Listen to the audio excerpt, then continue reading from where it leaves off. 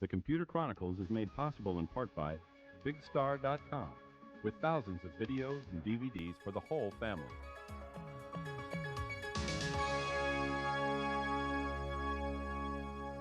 Hi, and welcome to the Computer Chronicles. I'm Stewart Cheifet. There's really only one mega celebrity in the computer industry, and that is Bill Gates. He's one of the best-known people in the world. He's one of the wealthiest people in the world, and he knows a lot about software in the computer business. He's also a bit of an enigma. It's hard to get a handle on what kind of guy he is. He seems a geek in some ways, a ferocious competitor in other ways. We recently had the unique opportunity to tape an exclusive interview with Gates. He was unusually relaxed and provided more insight than usual into how he thinks. Obviously, one thing Gates has been thinking about a lot these days is the Justice Department's antitrust suit against Microsoft. What is ironic about the charges of invincible monopoly against Microsoft is that Bill Gates seems to really believe that his company, far from being immune from competition, is very vulnerable to it. Beyond believing in software, if there's a second fundamental part of the Microsoft culture, it's to say to ourselves, is this the day that we're being eclipsed? I mean, we lived through IBM being eclipsed. We lived through Wang being eclipsed. I grew up using digital computers. I worshiped digital. I thought, oh wow, someday I'm going to meet Ken Olsen. But by the time I met him, he wasn't really Ken Olsen anymore. We are in the customer feedback loop. We're seeing our shortcomings all the time. The support call that takes 2 hours, the opaqueness of our interface. We are very good at giving ourselves a hard time about the things that we're going to have to fix to be able to stay around and play a role. During a speech prior to that interview, Gates talked about the risk of failure for Microsoft and the steps he takes to make sure the company doesn't fail.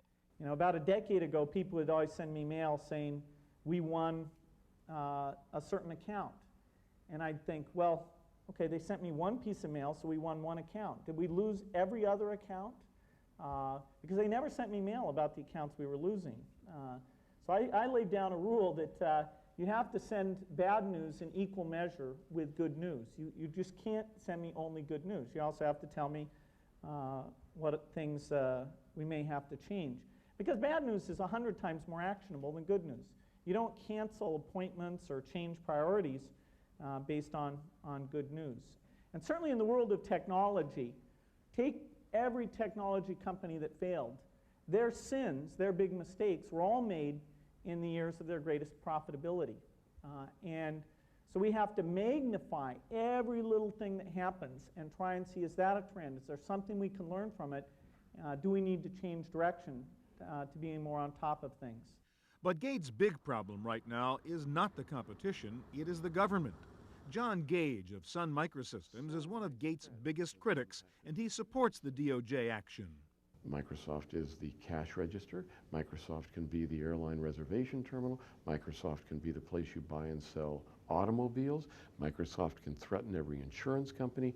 Microsoft's at this monopoly position far more pervasive than Standard Oil ever was, because the entire economy now depends upon these things working. That's the reason that the suit by the United States government is so important about business behavior, nothing to do with technology or innovation. David Kirkpatrick of Fortune magazine says there is a growing body of evidence against Microsoft. There is an increasing body of opinion, and government says evidence, that they have actually broken the law in the way they compete, and that they have used illegally heavy-handed tactics in forcing people to exit from businesses that inconvenience them, and using their dominance to pressure companies to withdraw products or to slow down development or change development. If that's proven, I believe it ought to be stopped. While the immediate threat to Microsoft is the antitrust action, there is a growing sense that Microsoft and Gates really are at risk, not because of the government, but because of changes in computer technology. The whole desktop model, the strength of the Windows monopoly, is giving way to a new connected computing model in which operating systems may become irrelevant. There's a real irony right now, and that is that at the same time that the government is really honing in and potentially poised to seriously inhibit Microsoft's competitive capabilities as they've defined them themselves. The market, at the same time, is changing in such a way that really could hurt Microsoft. The risks to Microsoft of the developing movement towards thin client computing and technology that will not be Windows-based, that will be disseminated far more ubiquitously in our lives. And people are talking about, you know, the world of 6 billion connected devices in a few years, and asking what percentage of those devices will be carrying a Microsoft operating system. And I think most people who ask that question presume that the answer is a fairly low percentage. You know, our view is there's no way that Microsoft is going to be able to own 85% of that market. So this whole idea, which is really sits at the center of the Department of Justice suit with Microsoft, that they somehow have this monopolistic advantage over the rest of the market, we just don't think will play out in the future. I think Microsoft is in a fragile position, and I think Bill Gates realizes this. On the one hand, he must invest a lot, much more than he is, in becoming a competent, professional computer company that makes products that don't break. And he's doing that, to his credit. And he realizes that in this new arena, where the PC is a tiny part of the overall computing environment, to move into the small devices, into the consumer devices, into the appliances, the refrigerators, the air conditioners, he has nothing that works there. The growth of information appliances and mobile computing devices is opening up new opportunities for other software companies. Microsoft clearly is trying to get Windows into all those appliances, but I think it's much harder to make the case for saying that there's a benefit to having your car run the same operating system as your database in the enterprise. So I think it's a harder argument to make. The other problem is, and challenge is for Microsoft, is that if you think about it, the requirements for software in embedded environments are that the software has to be incredibly small and incredibly reliable. And I would challenge anybody to think of a single Microsoft product in their history that you could ever have described as small and completely reliable. Indeed, many of Gates' competitors would prefer that the market, rather than the government, deal with the power of Microsoft. Fortune magazine's David Kirkpatrick sees several negatives to the antitrust action.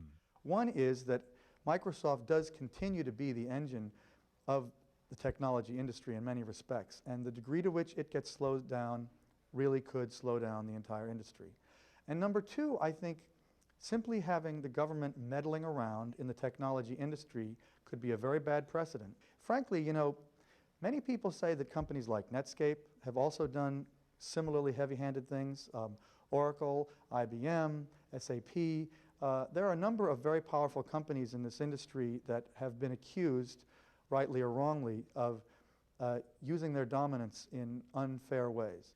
It's anybody's guess as to what the outcome of all of this will be, but David Kirkpatrick thinks whatever the outcome, Microsoft and Bill Gates will never be quite the same after this. Bill is spending a lot of time thinking about what the Justice Department is doing, and he's spending an awful lot of time being deposed and strategizing inside his company, and I think he's finding it an enormous distraction, and he's annoyed by it tremendously. My suspicion is that it's going to really make a big difference for Microsoft, and he doesn't really want to think about how big of a difference it may make. Bill Gates does realize he's in a risky business, but he says he likes it that way. If you want to be safe, this is the wrong business to be in. I think the reason most of us are in this business is because things do change, and it's very interesting, and no one, not Microsoft, not Intel, not anyone, has a guaranteed position.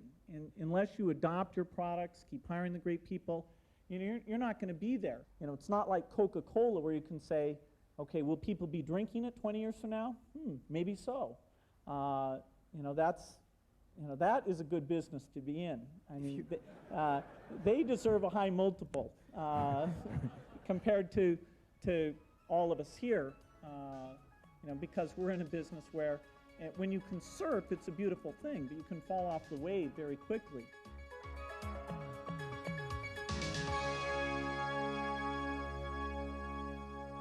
As you might have guessed from what we just saw, there is a real battle underway between Microsoft and Sun Microsystems, between Windows NT and Java.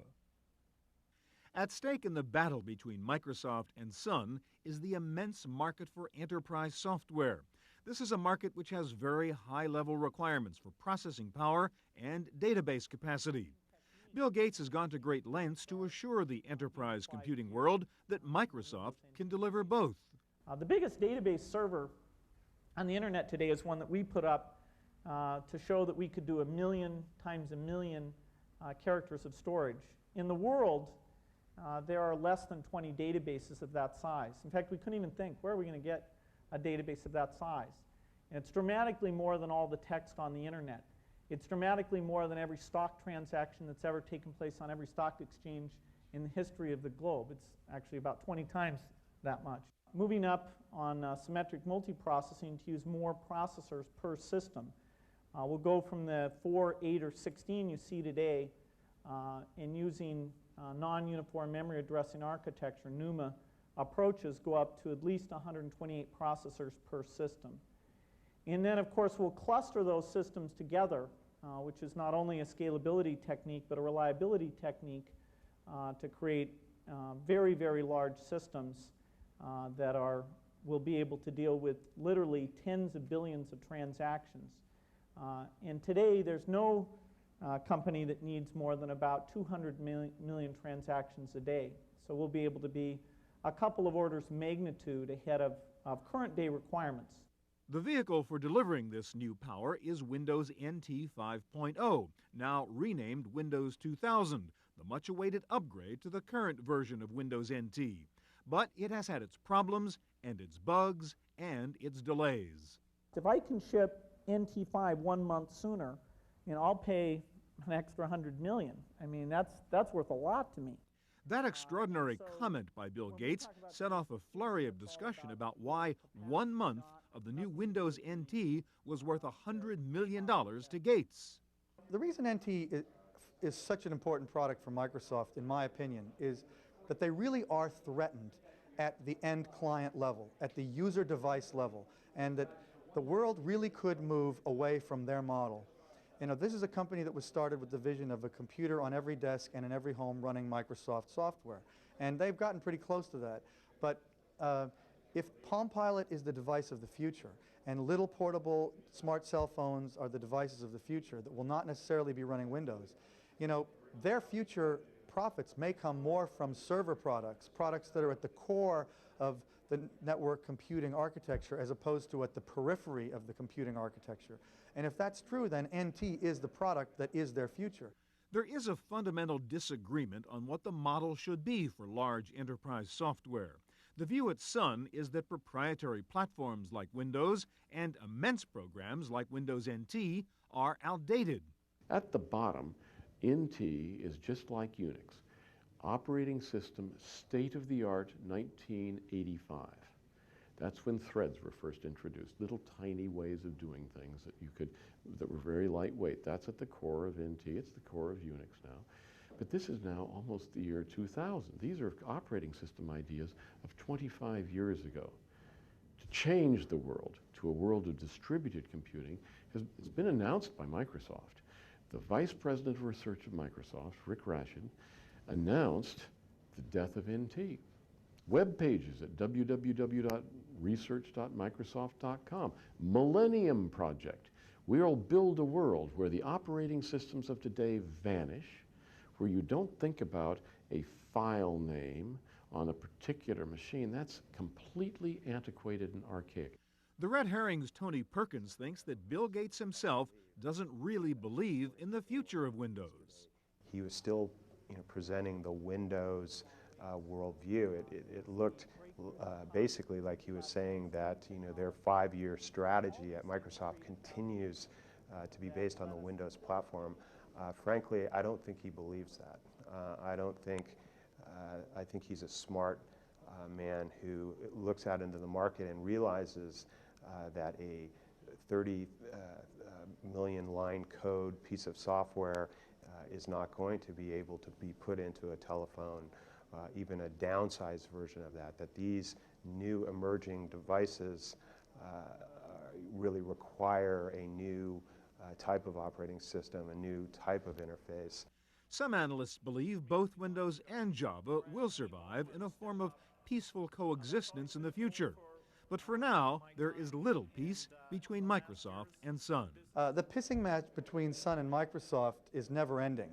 And they will both, till the death, complain that the other's products are mediocre, inadequate, unnecessary, pick your aspersive adjective. However, I think both companies make phenomenally good products when you get right down to it. And you know, they're going to be head-to-head for some time. Sun still currently has a much more powerful, robust product for servers. And Microsoft is aiming at their business. So Sun has every incentive to insult NT to the degree that they possibly can. Sun's John Gage has his own plan for getting even with Bill Gates for all the time we spend dealing with the idiosyncrasies of Windows. It's a new whimsical website idea called Bill. I thought it would be fun to put up a web page to which you could mail the amount of time you spent this last weekend trying to make the CD-ROM connect to your Windows machine. All of us lie to ourselves about how much time we spend on this. I'll just spend a few minutes. 2 hours later, it still doesn't work. Well, those 2 hours should be mailed. The thermometer will start going up. And when the thermometer reaches 1 million person hours, 10 million, 100 million person hours, which I think is an estimate that's fair. If you have your machine in a year, you probably take 100 hours of your time simply to fix a file corrupted by Windows 98. Or then you have to go to the bookstore and buy Secrets of Windows and Hidden Secrets of Windows, an $80 book just to fix your disk drive. Or then you call Microsoft and stay waiting on the help call line for 2 hours. Put those 2 hours into the thermometer. So my Billing Bill page is a way for the world at large to say the truth. You're wasting our time.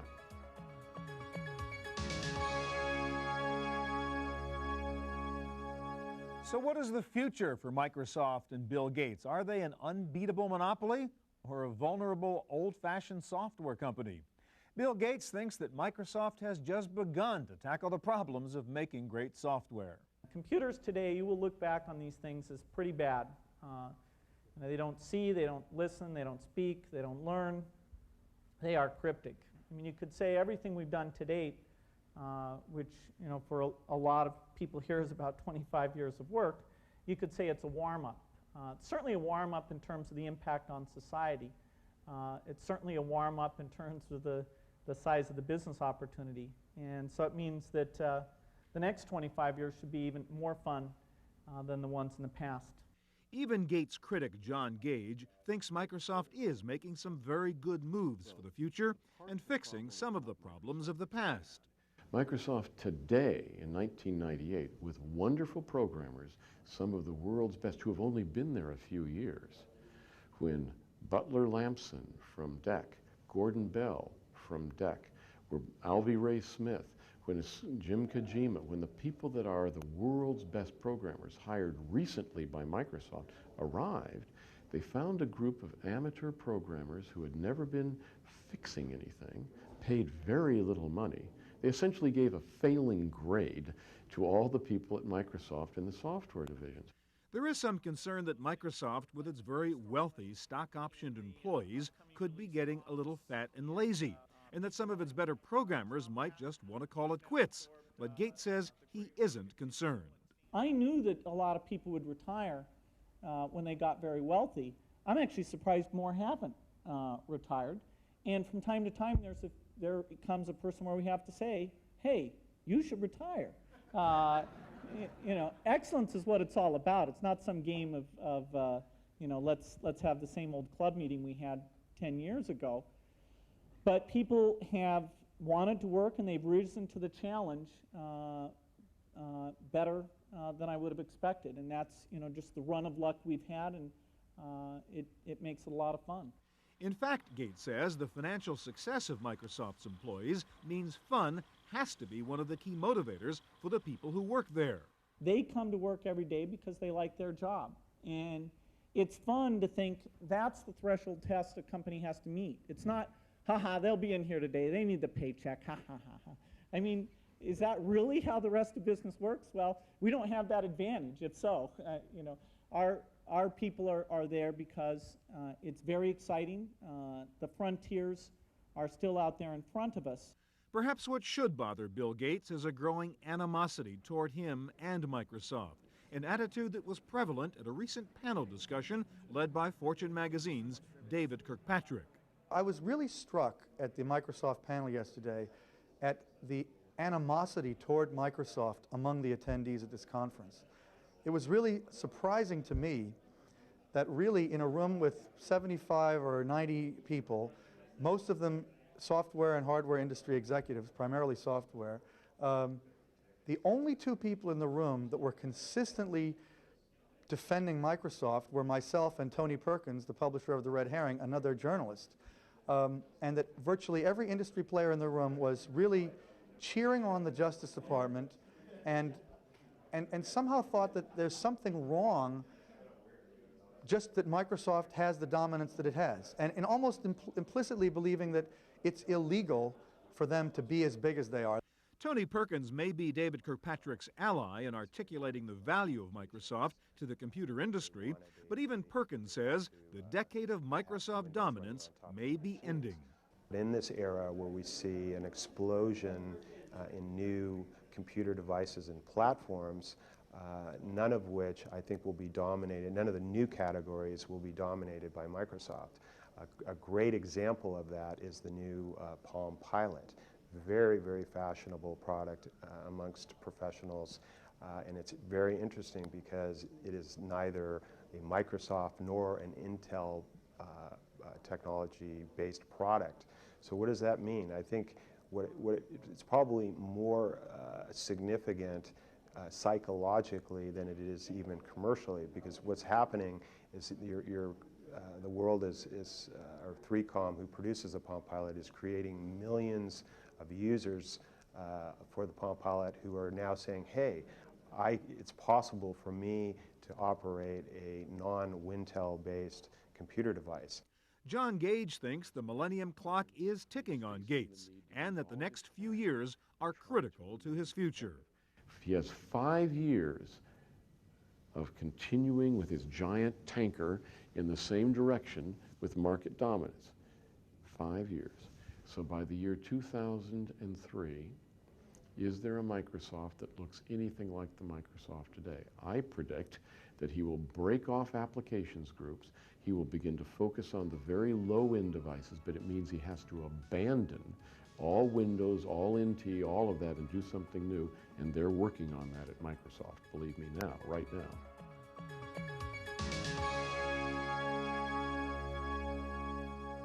Well, we've looked at the complex world of Microsoft and the challenges Bill Gates faces in the next decade, but will Bill Gates be there to tackle those challenges? What does he see in his future? An even bigger Microsoft? More money?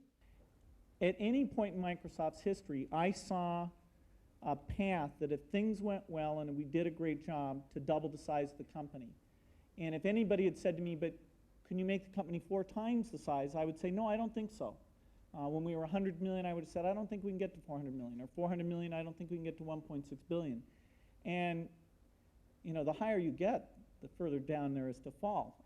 It's pretty far at this point. And I have to say, I feel exactly the same way I've always felt.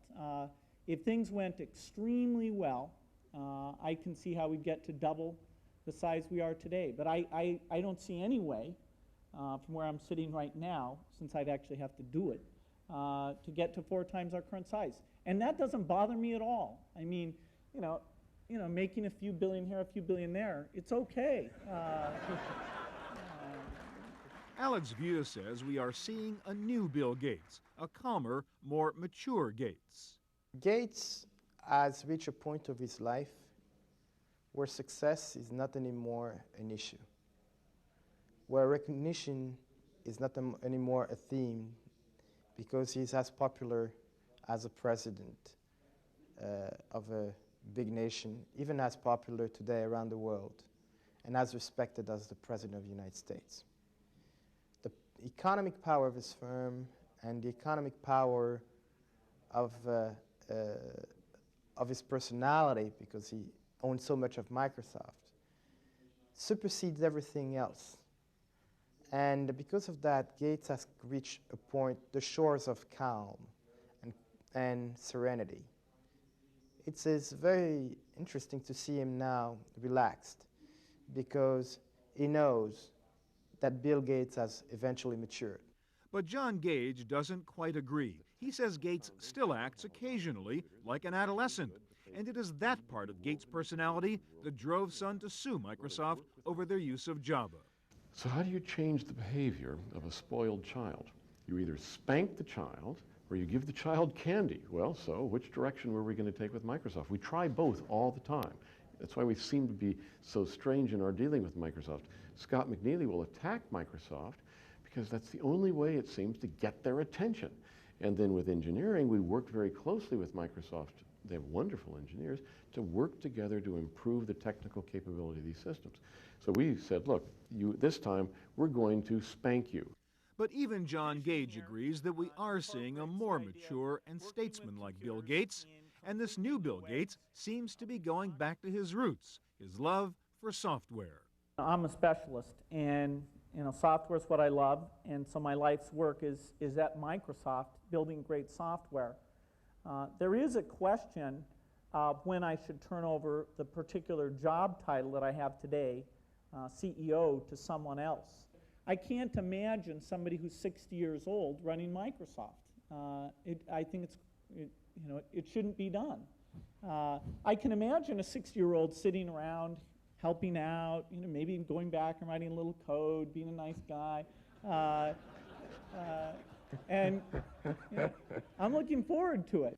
Gates is, has been, and always will be a fierce competitor in life as well as in business. Perhaps a final insight into the mind of this man who rules the software world can be gleaned from this anecdote as relayed by David Kirkpatrick. Somebody here told me the story that they had once played ping pong with Bill Gates at his house and beat Bill 2 games in a row.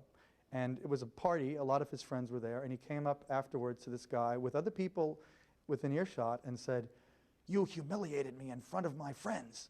And this guy's response was, "Well, get better," But the fact is, this is a guy that can't stand to lose at anything he does. Bill Gates is a complex man, a man with great power and a man with great responsibilities. He has certainly left his mark on the world. It remains to be seen whether it is a passing mark or a failing one. Thanks for joining us on this special edition of Computer Chronicles. Hope we'll see you here again next time. The Computer Chronicles is brought to you by BigStar.com, with thousands of videos and DVDs for the whole family.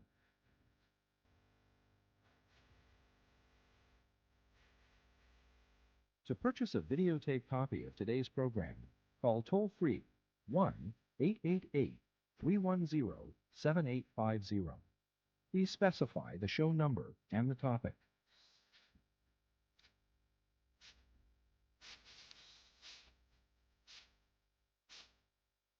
Next week on the Computer Chronicles, the best of Comdex. You'll see the new WebPad, a wireless appliance for surfing the web. Forget learning a foreign language. This new software can speak for you. This is the C-Pen. It'll take notes for you and dump them into your PC. And consumer convergence has arrived with Avid Cinema for Windows. Coming up next week on the Computer Chronicles.